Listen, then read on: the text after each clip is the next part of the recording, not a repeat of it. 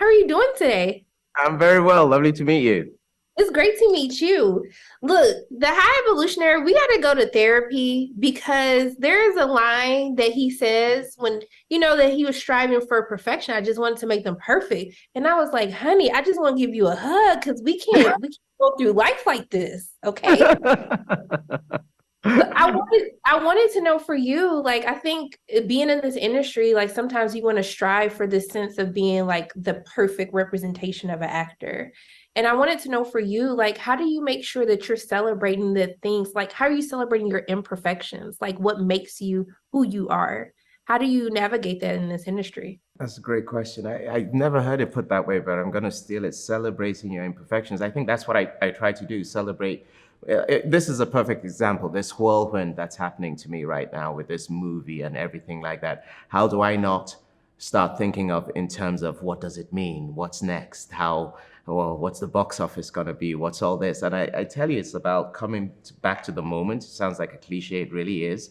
I've said about this moment where in the preview on Thursday, in the preview, the premiere, I had some of my nearest and dearest with me, all in the same row in the theater watching it. And there was a moment when the movie was going on, they didn't know, they were all watching. My wife was right there and so forth, my brother, and I leant across her and I just saw all their faces, and all their faces were like, just looking at the screen. And that's how you celebrate the moment. That's how you celebrate your imperfections. It wasn't a perfect performance. I'll never find any of my performances perfect, but it was enough to bring all these people together and make them very proud. And it was enough for that crowd out there that were very excited about it. And sometimes you have to celebrate that, okay, enough is okay for now and keep going, you know? Love that. I know that'd be so much fun just watching your family be like, yeah, yeah, I'm the favorite family member for the rest of the year. Y'all can't say nothing else to me for this. It's something about how it was just when you spoke on a screen. Like I know you have a theater background, but with the high evolutionary, you think about all these terrible things, that they do. But when you hear him speak, it's something that makes you want to listen. You want to believe in the vision. And I want you to talk about kind of bringing that to the performance for this film.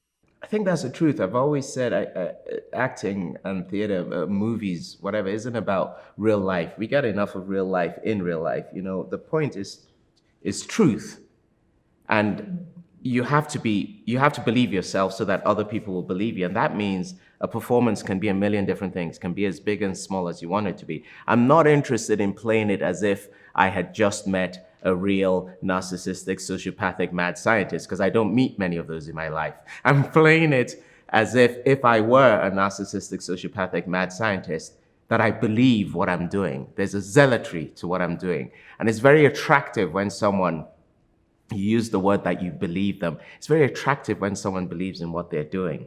That's what's both interesting and also very dangerous. Some of the most dangerous people in history are great orators. When they speak, you listen. You don't want to believe them, but you want to listen to them. And that's the first step of taking over, basically. So my whole point was to find a guy that was grounded, that really believed in what he did, to use the instrument I've worked in as an actor over the last 20 years. You've talked about classic, which is the voice and the body, all those things where the words resonate and find their truth within you, and to use that to the fullest effect, because I needed all of those things for people to keep watching me, given what I do in the movie, you know? Like, I mean, he sounds good. I want to believe him. I don't think I'm about that life though. I can't do it.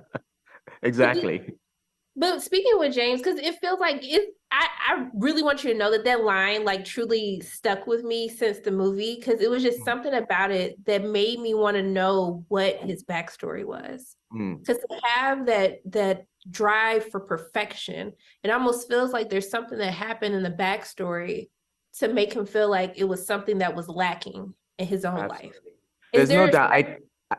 I didn't specifically think what that thing is, but there was no question that inside is a broken individual. No one does what they do if they're not does what he does if he isn't broken himself. And I think what your instinct is picking up was something that my instinct picked up, but I didn't codify it. I didn't make up a story about what that is. I just knew that was he is a broken man. And that's why I sort of played on the outside, the pomp and circumstance and vanity, the little rings he wore and the purple, and just like really embrace that, because he's fighting to hide that broken nature, to present, the most put together, front that he can, which of course, as the movie goes on, we realize there's a lot more under the surface going on. He just needed a hug. That's all. Just needed a hug. Love. It's fine.